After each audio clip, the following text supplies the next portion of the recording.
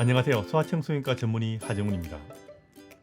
아기를 키우는 방법은 딱히 정해진 것은 없고 여러 가지 방법이 있다는 말을 합니다. 맞는 말입니다.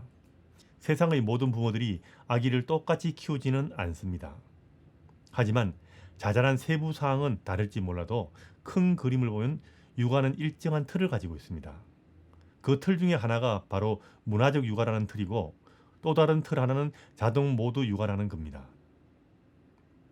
문화적 육아라는 이야기는 앞에서도 몇 번 말씀드려서 대충 무슨 말인지 아실 겁니다. 그런데 자동 모드 육아, 줄여 말하면 자동 육아란 것이 무엇인지를 감이 잡히지 않는 부모들이 많으실 겁니다. 오늘은 아이 키우기 정말 쉬워지는 자동 육아와 아이 키우기 정말 어려워지는 수동 육아에 대해서 말씀을 드리겠습니다. 이런 개념에 익숙하지 않은 부모들이 많기 때문에 오늘 영상에서도 비슷한 이야기를 몇 번이고 반복하게 될 겁니다. 지루하더라도 이 점 양해 부탁드리겠습니다. 하나 미리 알아두실 것은 자동 모드 육아는 주로 어린 아기 시절, 먹고 자고 몸이 자라고 두뇌가 발달하는 것처럼 아기가 살아가는 데 필수인 것에 주로 해당되는 이야기입니다. 이 시기에 자동 육아로 다져지는 아기들은 그 후에도 자동으로 스스로 살아갈 능력을 제대로 익혀서 부모가 많은 고생을 하지 않고도 별다른 문제 없이 아이를 키울 수 있게 해줍니다. 특히 두 돌 이전에는 아이가 인생을 살아가는데 정말 중요한 기본이 만들어지는 시기이기 때문에 다른 육아의 항목들과 마찬가지로 두 돌 이전의 시기에 자동 육아의 기본이 제대로 만들어지는 것이 매우 중요합니다. 육아에서 자동과 수동? 이게 무슨 소리인지 아직 잘 모르시겠죠?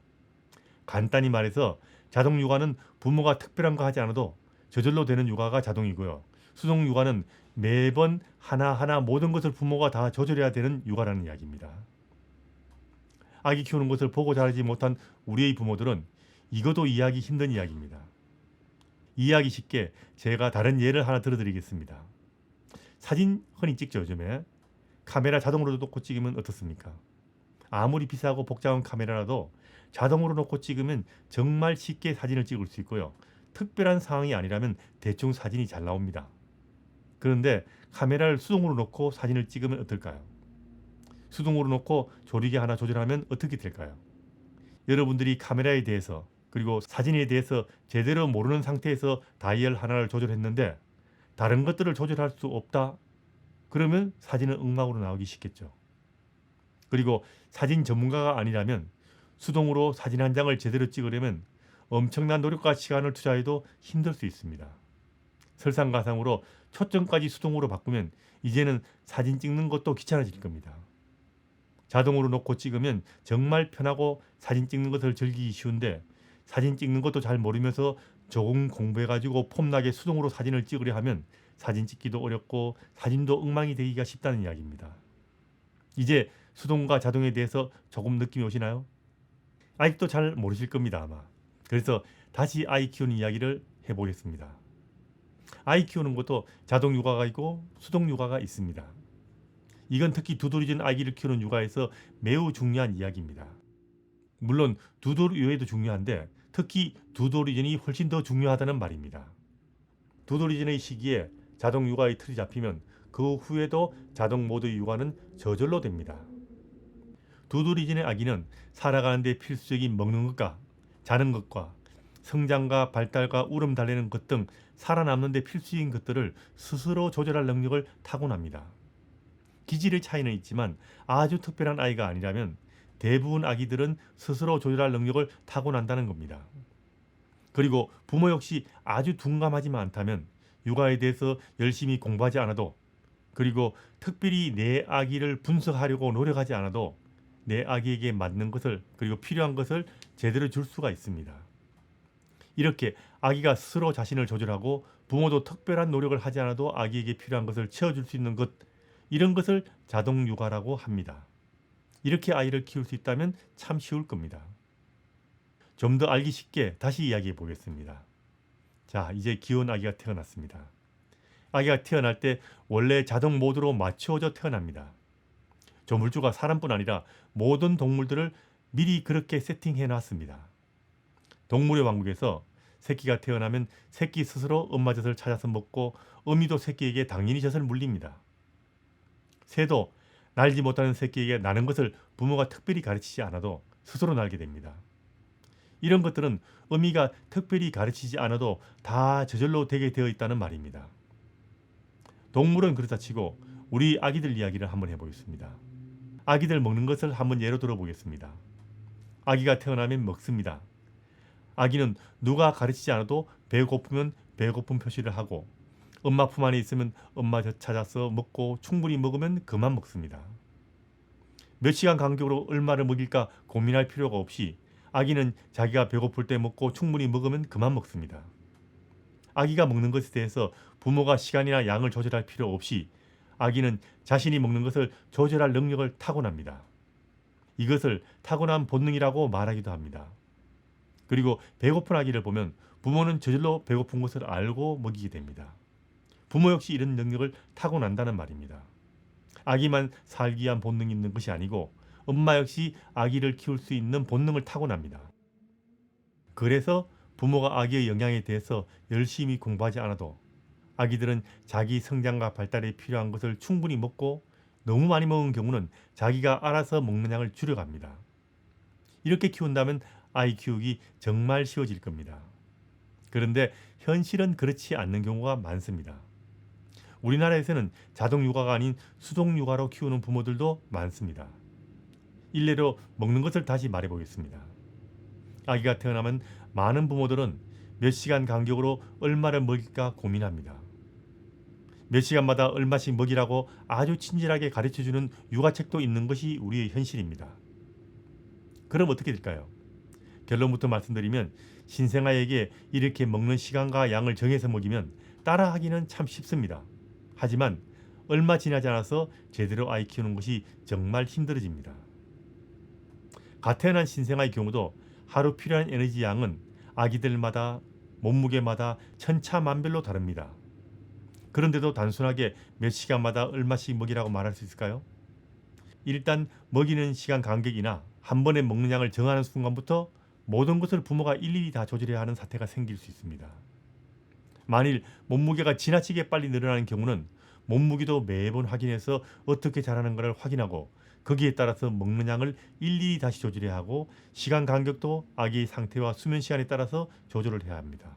이거 엄청난 일이죠. 처음에는 이게 별거 아닌 것처럼 보이지만 일단 몸무게가 정상 범위를 벗어나거나 아기가 먹는 것을 너무 자주 먹게 되면 그 다음부터는 갈수록 모든 것이 꼬이기 시작해서 아기와 갈등이 생기게 됩니다. 다시 말하면 한 번에 얼마 먹어야 한다, 몇 시간마다 먹어야 한다, 하루에 몇 시간 잔다, 몇 시간마다 깨워서 먹여야 한다, 한 달에 얼마씩 늘어야 한다, 이런 거 부모가 알아서 매번 거기에 맞춰야 하는 것이 아니란 이야기입니다. 좀 더 쉽게 한 가지 예를 더 들어보겠습니다. 차 기름 며칠마다 얼마씩 넣어야 할까요? 그거 차마다 다르고 배기량에 따라 다르고 운전 습관에 따라 다르고 차를 모는 거리에 따라 다릅니다.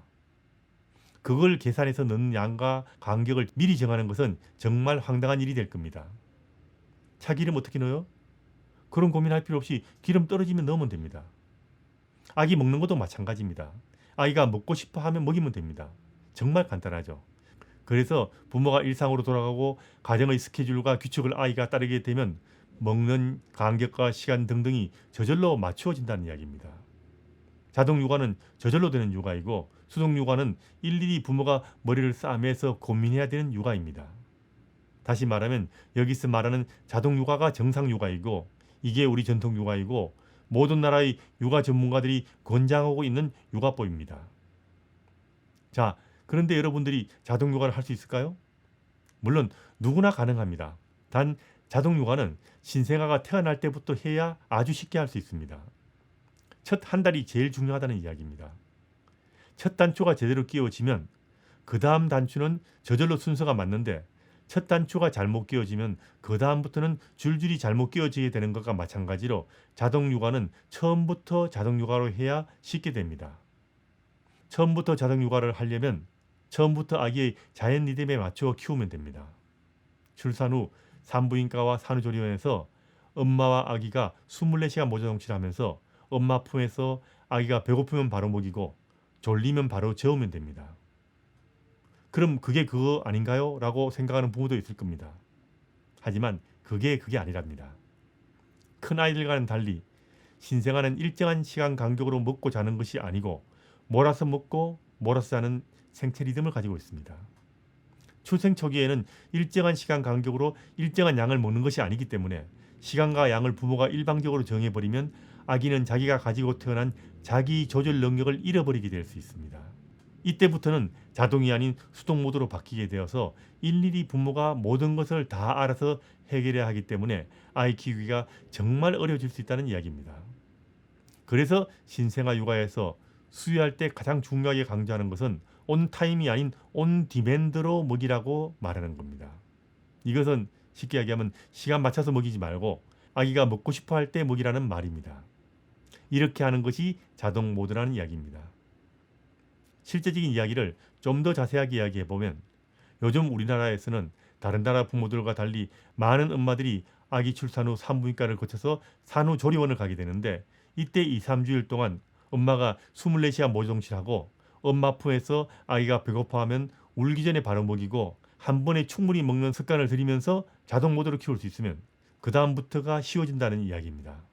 만일 이때 24시간 모정실을 하지 않고 하루에 몇 시간이라도 아기를 신생아실에 맡겨서 키우게 되면 아기가 배고파할 때 바로 먹이지 못하고 울고 난 후에 먹이거나 한 번 수유할 때 충분히 먹는 습관을 들이지 않거나 시간을 맞춰서 먹이거나 양을 정해서 먹이거나 한 번에 충분히 먹이지 못하는 수가 있는데 그때부터는 수동 모드로 바뀌게 되고 자동 모드로 키우기는 정말 힘들어진다는 이야기입니다. 이 이야기를 좀 더 쉽게 풀이해서 말씀드리면 원래 아기들은 배고파하면 깨서 움직이고 입을 오물오물하고 엄마 젖을 향해서 다가오고 먹으려 하는 모습을 보이게 됩니다. 이게 배고픈 모습이죠. 이렇게 배고파하는데도 젖을 주지 않게 되면 아기는 그 다음 최후의 수단으로 울게 됩니다.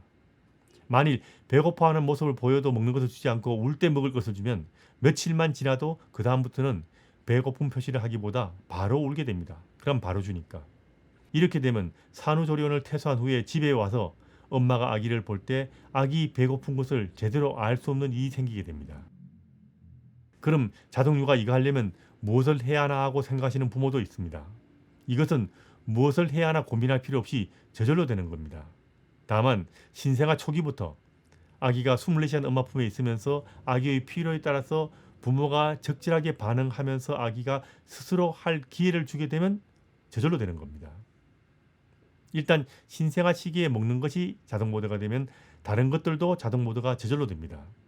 아기는 몸무게도 자기 스스로 조절할 능력이 있습니다.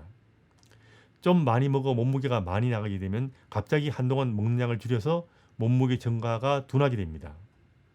잠자는 것도 자기 스스로 필요한 만큼 충분히 자고 깨서 먹습니다. 언어 발달, 인간관계, 훈육 이런 것들도 부모가 일일이 가르치기보다는 일상에서 적절한 경험을 하게 해주면 아기가 저절로 익히게 됩니다. 이렇게 자동 모드가 되면 부모가 육아에 대해서 특별하게 이런 것에 대해서 공부를 할 필요가 없고 보통의 아기라면 아기의 기질, 성격 이런 거 따질 필요 없이 일상생활 속에서 아이 스스로 자신이 조절하고 익힐 수 있습니다. 하지만 언제까지나 아기에게 맞춰서 살 수는 없습니다. 아기가 태어난 후 최대한 빨리 부모가 일상으로 돌아갈 수 있게 노력하는 것이 좋습니다. 6주부터 수면 교육을 하고 100일이 되면 이제는 가정이 부모의 중심으로 돌아가는 것이 좋습니다. 밤에 안 먹고도 잘 수 있게 부모도 노력하시면 아기도 잠을 잘 잘 수 있어 편합니다. 자동 모드로 처음부터 자란 아기들은 부모가 가정의 틀을 확고하게 하고 지켜야 할 규칙을 만들고 권위 있는 부모 아래 가족에 대한 소속감을 아이에게 만들어주면 스스로의 한계 내에서 자유롭게 살게 됩니다. 그럼 부모가 특별한 것을 하지 않아도 모든 것이 저절로 굴러간다는 이야기입니다. 자동 모드 육아로 말입니다. 문화적 육아 속에서 자동 모드로 키우는 것, 이게 정상적인 육아법입니다. 처음에는 자동 모드가 먹고 자는 등 생리적인 것에 국한되지만 나중에 아이 스스로 자신의 일을 결정하는 시기가 되면 자동 모드로 자란 아이들은 일상에서 벌어지는 대부분의 결정도 혼자 할 수 있게 되지만 수동 모드로 자란 아이들은 일일이 부모가 대신 결정해 줘야 할 수도 있습니다. 아이를 키우는데 매달려 정신없는 부모들은 이 둘의 차이를 별로 심각하게 느끼지 못할 수도 있지만 이런 수동 모드 육아의 결정판이 바로 마마보이라고 할 수 있을 겁니다. 자동이란 말은 아이 스스로 할 수 있다는 것이 되고 결국 스스로 생각하고 결정하고 실행에 옮기는 능력을 키울 수 있게 해주고 아이가 자기 인생의 주인공이 될 수 있게 해줍니다. 예전의 부모들은 수동 모드는 상상도 하지 않았습니다. 누구나 자동 육아를 했습니다. 왜냐하면 수동 육아를 하게 되는 다른 용도의 육아 정보란 것을 알 수도 없었으니 따라 할 수도 없었기 때문입니다. 여기서 다른 용도의 육아 정보라는 아주 중요한 이야기를 하나 말씀드리겠습니다. 육아 정보 중에는 부모가 아이를 키우는 정보 외에 아이를 분석하는 육아 정보처럼 다른 용도로 사용하는 육아 정보가 있는데 이런 육아 정보는 부모가 아이를 키우는데 사용해서는 곤란한 정보라는 말입니다. 그래서 부모가 아이를 키울 때 사용하는 육아 정보가 아닌 것을 유튜브나 인터넷에서 보고 함부로 부모가 아이 키울 때 사용해서는 안 된다는 말입니다. 그럼 나는 이미 2돌 지난 아이를 키우고 있는데 이제는 자동 육아가 물 건너간 것인가 하면 그런 것은 아닙니다. 2돌이 지나면 2돌 이전에 만들어진 습관을 고치기는 힘들지만 가정의 큰 틀을 유지하고 가족에 대한 소속감을 만들고 위계 질서를 철저하게 확립하고 아이들에게 자신의 한계를 명확하게 알려주고 아이 스스로 조절하게 한 걸음 물러서 주시면 아이들이 스스로 자동 모드로 돌아갈 수 있습니다. 물론 처음부터 자동 모드로 키운 것과는 좀 더 힘들고 잘 안 되기는 하지만 말입니다. 자동 모드는 타고난 것이기 때문에 아이를 키우는 육아 문화를 가지고 있는 사람들에게는 이게 너무나 쉬운 겁니다. 하지만 육아 문화가 없는 부모들에게는 수동 모드는 이해하기가 쉽습니다. 숫자와 단편적인 지식으로 만들어진 정보라서 잘 모르는 부모들도 쉽게 따라할 수 있습니다. 하지만 갈수록 힘들어지고 제대로 하기란 정말 힘들어지고 일단 정상 범위를 벗어난 경우는 고치는 것은 훨씬 더 힘들어질 수밖에 없습니다.